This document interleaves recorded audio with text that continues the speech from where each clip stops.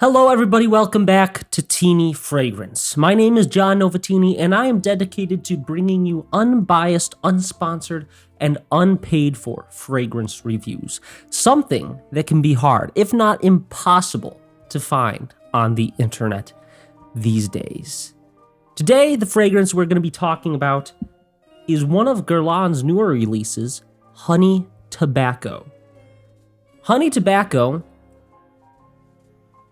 is probably my favorite cold weather fragrance in the world. This has been my daily wear all of October and all of November so far. It is just a beautiful fragrance, and I'm super excited to discuss the notes of this, the performance, and why I think it is probably the best cold weather fragrance, and maybe Guerlain's best fragrance that they've released recently. The perfumer behind this and all of the fragrances in Guerlain's newer collection is Delphine Jelk. Now, she has been knocking it out of the park, in my opinion. I was in San Francisco earlier this summer, and I got to smell all of the fragrances in this collection. I'm not going to attempt to pronounce it. I'll put it on the screen. My French is not that good. Perfume is about my max capabilities in terms of that. But all of her fragrances that she's released with Guerlain, in my opinion, are just fantastic.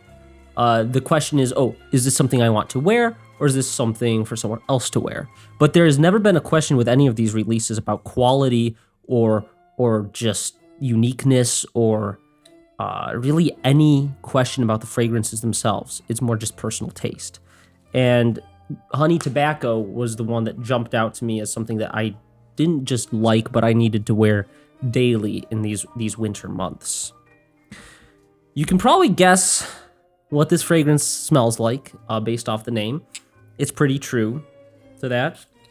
You get a blast initially of honey. It's a very, very sweet, very, very powdery honey. There is a touch of spice. I think it's clove that is in there that spices up that honey, but on the opening, it is a very sweet honey scent. Now, if you've smelled maybe, let's say, Naxos, which also combines honey and tobacco, it's nothing like that one. It doesn't have the lavender, which I think makes Naxos maybe too sweet for my tastes. I've sampled it many times. I like it, but it's too sharp and sweet for me. It gets a little sickly sweet. This is just a very pure, raw honey scent. I've been in a handful of honey processing facilities out here where I live for my job, and this smell is very precise. She hit the honey note right on the head. Now, as it dries down, you get the tobacco, but it's not a smoky tobacco, which is probably the main thing I want to iterate to you. A lot of tobacco fragrances, they're kind of hard to pull off because it's very dark, very spicy, very smoky. A lot of times it just kind of a little intense to wear. Tobacco Vanille, in my opinion, great fragrance by Tom Ford, is closer to that intense tobacco smoky smell. Whereas this is like a dried tobacco leaf. If you've ever been to like a state fair in the summer where they have the massive leaves of tobacco hanging to dry and you smell them, it's a sweet, earthy smell that has kind of hints of vanilla as well as the tobacco. And that's the tobacco she put into this. It's not smoky, it's not overly dark. It pairs so well with the sweet honey. It's just absolutely fantastic. Now, as you wear it around 2-3 hours, you do get a little more woods. There is oud in the dry down, which personally, I love oud. And then you combine that with the sweet honey and the tobacco. Just a perfectly well-rounded fragrance that doesn't overcomplicate it. A lot of times, fragrances have, 45 different notes, and you're trying to pinpoint. This is really 3 notes that you get. You get honey, tobacco, and then a little bit of oud in the dry down. In terms of the performance of this fragrance, don't have to worry about it. I will put this on at 8 in the morning, and when I get home, my wife can still smell it in the evening. This thing lasts all day. The projection is strong as well. Um, I mean, when you first spray it, I would say the first 30 minutes or so, anyone in the same room is going to be able to smell it if you're doing 2 or 3 sprays. After that, it's not as intense, but when people walk by you or are sitting next to you, they will be able to smell it.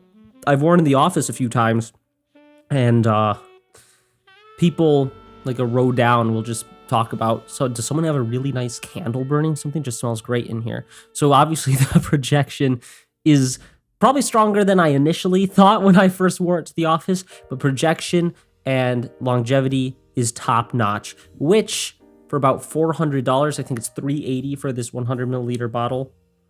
It better be. It better be strong. It better last. It better project. You don't want to spend $400 on a fragrance. You spray it, 25 minutes later, you can't smell it. I imagine most people spending this much money on fragrances want to be smelled by others. They're not trying to hide it. But yeah, that's really the main notes of this: that honey, the tobacco, and then the oud. And I just want to continue reiterating, it's not a sickly sweet honey. It's like raw honey, honeycomb almost, with a touch of that spice. And then the tobacco is not smoky at all. It's just the tobacco plant smell. If you've smelled, it's very similar to a lot of aromatic pipe tobaccos. A lot of English tobaccos. If you go to an old tobacco shop where they have like an old guy behind a counter who mixes blends of tobacco, you'll be able to find a mix that smells remarkably similar to this. It's pretty similar to what my grandpa smoked. It's a Latakia is the type of tobacco that gives it that kind of sweet, kind of homey smell that I think a lot of people associate with pipe tobacco. Smells very different than cigarettes, but that's what this pairs well with. I will say, I wouldn't wear this. I have, and I regretted it in warm weathers. I've worn it in warm weather, and it's a little much. It's a little cloying when it's hot out. But once we get in these cold months, which where I am, it's finally getting cold. We've got the wool sweaters on. It is absolutely perfect for a cold weather day. It's perfect to pair with a wool sweater or a scarf or a pea coat. This is the ideal men's winter fragrance, in my opinion. There are a lot of other great ones out there, a lot of great ones that don't cost as much.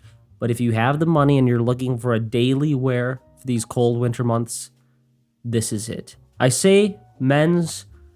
It's very unisex, though. I think women can pull this off. Just depends on the person. I think it leans a little more masculine just because it has the oud in the dry down and it gets a little darker. Personally, I like more sweet, feminine perfumes. I think it leans a little masculine, but it is unisex. I do want to clarify that. Great bottle design. All these ones in this collection. I love the bottles. Very high quality. On the back, you do have this little bee engraved on there. Just a beautiful fragrance. It's hard to overstate how well done this collection is from Guerlain, and I think this is the crowning fragrance from it. Big fan of that fragrance house, Guerlain. They might be my favorite, if I'm being honest. I've got a few more reviews coming up for some of their vetivers, as well as Clive Christian, so stay tuned for that. Make sure you subscribe. But yeah, that's really what I want to talk about today. Tobacco honey, worth the hype. I've seen some people talk about it on TikTok. If you're looking to break the bank on a daily wear this winter, I'd go with this. 100%. 100%. And shout out to Delphine Jelk. All her latest releases, in my opinion, have been absolutely phenomenal. So she's doing incredible work over there at Guerlain.